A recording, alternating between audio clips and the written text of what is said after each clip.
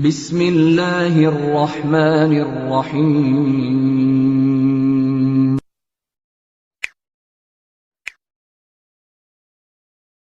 Lalu kemudian bagaimana yang diimpi-impikan oleh si mayit ketika mereka sudah berpindah ke alam barzakh. Ketika mereka sudah pindah, maka kemudian kejadiannya adalah ketika seseorang itu meninggal dunia, sebelumnya kita harus mengerti di dalam hadis riwayat Barra bin Azib, manusia itu ketika telah meninggal dunia, sebelum dia meninggal dunia, dia melihat kumpulan para malaikat-malaikat. Kalau dia adalah orang yang mukmin, para malaikat yang datang kepadanya adalah malaikat-malaikat yang berwarna putih, pakaiannya cerah, membawa kain kafan dan membawa minyak wangi dari surga. Hadis yang diriwayatkan Barra bin Azib, idza kanal mu'min fi inqita'i minad dunya nazala ilaihi malaikatu minal malaikah ma'hum kafanun min akfanil jannah wa hanutun min hunutil miski. Sesungguhnya kalau orang iman yang beriman itu akan meninggalkan dunia, maka datang kepadanya para malaikat putih, pakaiannya rombongan, sejauh mata dia memandang. Makanya perhatikan orang-orang ketika akan meninggal dunia, apabila dalam keadaan sakit, tidak melihat ke kanan, tidak melihat ke kiri, tidak melihat ke bawah. Ada nggak kita melihat orang sakit melihat ke bawah? Dia selalu melihat ke atas. Karena pada dasarnya para malaikat itu ada. Fajalasu indamuddil basar. Rasulullah SAW berkata, para malaikat yang datang itu, maka kemudian mereka itu datangnya duduk sejauh mata memandang. Makanya kalau kita sedang mengkondisikan orang ketika sakaratul maut, orang yang nangis suruh pergi, jangan ganggu orang yang sakaratul maut. Orang yang kemudian sedih, jangan ngomong apa-apa kecuali kebaikan. Jangan sampai ngomong, aduh bapak susah ini meninggalnya. Tidak boleh. Rasulullah mengatakan, fala taqulu ilal khair fa innal malaikata yu'minuna ala ma taqulun. Jangan ngomong kecuali yang baik, karena sesungguhnya malaikat itu mengaminkan apa yang kalian ucapkan. Kalau kemudian apa yang dilakukan Ustaz, kalau orang sudah melihat ke atas, ditawari apa-apa sudah tidak pingin, Pak ini ada 1 miliar, dia nggak gores. Pak rukonya gratis, dia nggak melihat. Maka itulah tanda sakaratul maut, ketika dunia itu sudah rasanya itu sudah hambar. Maka kemudian yang kita lakukan apa? Talqin, tenangkan, ditenangkan. Karena apa? Dia melihat peristiwa besar, jangan paksa dia untuk kemudian memahami kita. Kadang-kadang orang yang tidak paham sakaratul maut bagaimana psikologinya, nangis-nangis ngomong, Pak tolong dong liatin saya, lihat saya sebentar Pak. Tidak usah. Kalau sudah semacam itu, sesedih apapun, bukan itu yang kita ucapkan. Tapi yang kita ucapkan apa? Talqin, lakinu ala mautakum la ilaha illallah. Talqin, orang yang akan meninggalkan di antara kalian itu la ilaha illallah. Di sebelah mana Ustaz? Sebelah kanan. Mentalkinnya lembut, tidak usah buru-buru. La ilaha illallah. Berikan waktu jeda supaya dia mencerna kalimat yang kita sampaikan. La ilaha illallah, supaya dia mencerna kembali. Jangan buru-buru. Kalau dia sudah mengucapkan la ilaha illallah, sudah. Jangan diajak ngomong lagi. Kalau kemudian tiba-tiba habis ngomong la ilaha illallah, air, haus, talqin lagi. Sampai betul-betul la ilaha illallah itu kalimat yang terakhir. Kalau sudah dia mengucapkan la ilaha illallah, diem. Jangan langsung ditutup ya. Sudah Pak, jangan ngomong lagi. Jadi kemudian la ilaha illallah terakhir. Kalau sudah betul-betul terakhir, tidak usah kemudian dia apa-apain lagi, sudah. Minta sama Allah supaya dijemput dalam keadaan yang baik. Boleh nggak kita meminta Ustadz supaya orang tua kita kena sakitnya berat, kita minta sama Allah, matikan aja ya Allah. Sebagaimana saya pernah mendapatkan pertanyaan dari seseorang, Ustadz sakitnya orang tua saya berat, boleh nggak saya berdoa, ya Allah matikan saja ya Allah, saya ikhlas daripada saya melihat ibu saya dalam keadaan sakit yang begitu berat. Tidak boleh memintakan kematian. Tapi yang benar adalah in kanal wafatu khairun lahu. Kalau kematian itu baik untuknya, wafatkanlah. In kanal hayatu khairun lahu. Kalau kematian itu baik untuknya, hidupkanlah dan sehatkanlah. Tidak boleh bagi kita untuk meminta mati. Sampai Bapak, berat apapun ujian dan sakit yang nanti kita derita, jangan pernah sekali-kali minta untuk kemudian kita mati. Matikan saya ya Allah, saya ikhlas. Tidak usah. Itu tidak pernah dialami oleh para sahabat. Dan Rasulullah melarang itu. Fala, janganlah kamu kemudian membayangkan kematian dan meminta kematian. Tapi katakanlah, kalau memang mati lebih baik untukmu, katakan ya Allah, kalau memang mati baik untukku, wafatkan aku. Tapi kalau kemudian engkau melihat bahwasannya hidup itu baik untukku, hidupkanlah, panjangkanlah. Maka ditalkin. Maka ketika seseorang itu telah meninggal dunia, dia naik kain kafannya, ruhnya itu pakai kain kafan. Maka para malaikat tadi yang membawa kain kafan, yang membawa kemudian minyak wangi, membungkus itu dengan kain kafannya. Masya Allah ya. Sampai jasad dan ruh itu ada pakaiannya, diatur, ada berpakaian itu. Jangan remehkan berpakaian, itu termasuk di antara perkara yang dikonsep oleh Allah yang Maha Alim. Sampai mati pun dikonsep bagaimana pakaiannya. Ada orang hidup tidak mau diatur cara berpakaian oleh Allah. Dia kemudian dibungkus lagi dengan kafan itu, diberikan minyak wangi dari surga. Ngetok-ngetok pintu langit yang pertama. Fastaftahu lahul bab. Para malaikat-malaikat itu ketika mengantar roh yang pertama, ketika ini adalah orang yang beriman, meminta langit yang pertama dibukakan. Ini menunjukkan bahwasanya langit itu berlapis-lapis. Makanya yang paling ancai, paling puncak itu dinamakan Sidratul Muntaha. Sidrah itu apa? Bidara. Karena memang yang paling atas ada bidaranya. Meminta langit yang pertama dibukakan. Ketika mereka melihat orang yang beriman pulang kepada Rabbnya, maka para malaikat-malaikat itu kemudian berkata, "Mani ruh hadal tayyib." Siapa ini pemilik ruh? Disebutkanlah nama yang terbaik yang pernah dia miliki ketika hidup di dunia. Rame langit itu sampai nembus langit yang ketujuh, minta dibukakan. Kemudian Allah bersabda, Allah berfirman, "Fa'iduhu ilal ardi." Kembalikan dia ke bumi. Disitulah aku kemudian menciptakannya dan disitulah aku akan membangkitkan kembali. Maka dikembalikan oleh para malaikat itu, lalu kemudian bersemayam ke dalam jasadnya. Itulah proses kematian. Jadi kemudian kita harus paham supaya kita ngerti. Kalaupun ada di antara kita yang kemudian mengalami sakaratul maut, harus paham bagaimana mengkondisikan orang yang sakaratul maut. Tenang, nangis nanti. Upayakan untuk tenang dulu, untuk mentalkin. Berikan khidmah yang terakhir kalinya, walaupun itu berat, talkin, jangan bosan. Kalau sakaratul mautnya lama, Ustaz, sabar, jangan ditinggal. Disitulah ujian betul-betul berat ketika seseorang itu berada di ujung kematiannya. Jangan ditinggal, terus talkin sampai kemudian dia menghadap kepada Allah. Kalau kemudian matanya terbuka setelah dia meninggal dunia, tidak usah ngomong apa-apa, cukup Allahumma firlahu warfa' darajatahu fil illiyin. Ya Allah, semoga engkau ampuni, engkau angkat derajatnya. Sudah, tutup matanya. Sudah, kalau buka lagi ya Ustaz, lari bareng-bareng setelah itu. Tapi kalau kemudian nutup, sudah, dia akan buka. Tapi biasanya itu susah ditutup kapan? Kalau sudah lama, telat. Makanya nanti kita harus ngerti penyelenggaraan jenazah itu kayak apa. Jadi kalau meninggal dunia, tutup, langsung tutup. Sembari kemudian kita mendoakan kepadanya, diampuni dosanya.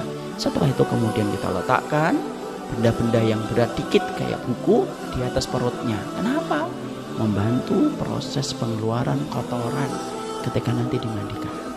Atau kalau kita tidak bisa karena tidak tega mungkin meletakkan itu karena banyak orang ini, ngapain Bu? Perutnya dikasih buku ini. Maka kalau kita nggak tega, diurut ketika baru meninggal dunia. Untuk apa? Supaya ketika dimandikan, diberdirikan setengah keluar.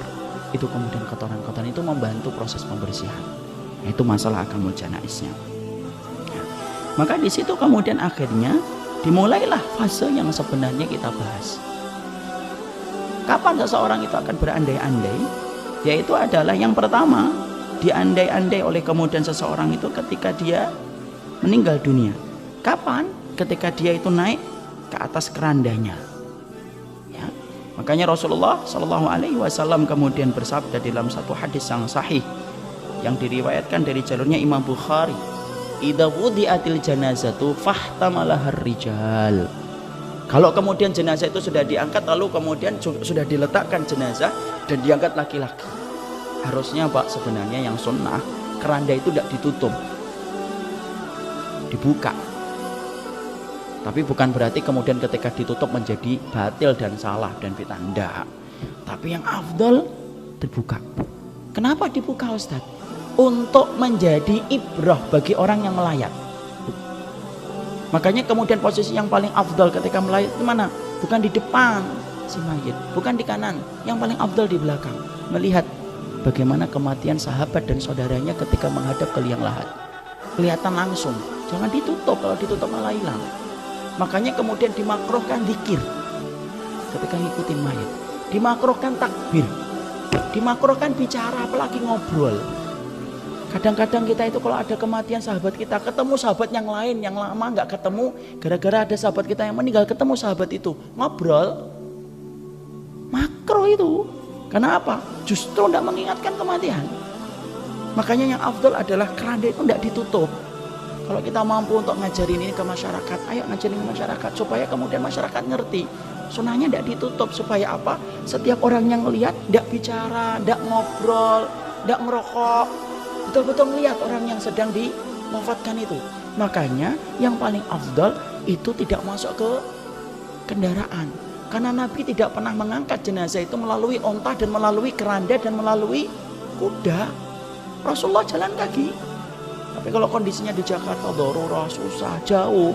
Kalau kita ngangkat sampai ke sana, yang ngangkat iya, nah, sudah paham lah. Apalagi yang ngangkat sudah tua-tua kan. Nah, itu darurat. Tapi yang lebih sunnah itu adalah saudara-saudara kita itu yang di kampung ketika mereka jalan. Makanya kemudian idza wudi'atil janazah wahtamalah rijal. Sudah diangkat oleh laki-laki. Ini menunjukkan bahwasanya pengangkatan itu diangkat, tidak diletakkan di bawah. Diangkat di sini. Ya. Maka apa yang kemudian diandai-andaikan oleh si mayit? Fa in kanat salihatan qalat qaddimuni. Fa in kanat ghairu salihatan faqala ya wailaha aina yadhhabuna biha yasma' sautaha kulla syai'in ilal insan law sami'aha la sa'iqa. Rasulullah SAW kemudian berkata, sesungguhnya si mayit itu pertama kali ketika diletakkan di atas keranda, kalau dia adalah orang yang solih, maka sesungguhnya dia akan berkata, qaddimuni, segerakan aku. Jadi ketika jenazah itu pertama kali naik ke keranda, dia tak memikirkan keluarganya. Keluarganya nangis, sedih, enggak. Dia kemudian sudah membayangkan hal yang sangat menggembirakan menuju ke liang lahat untuk mendapatkan panen dari setiap perbuatan yang telah dia kerjakan.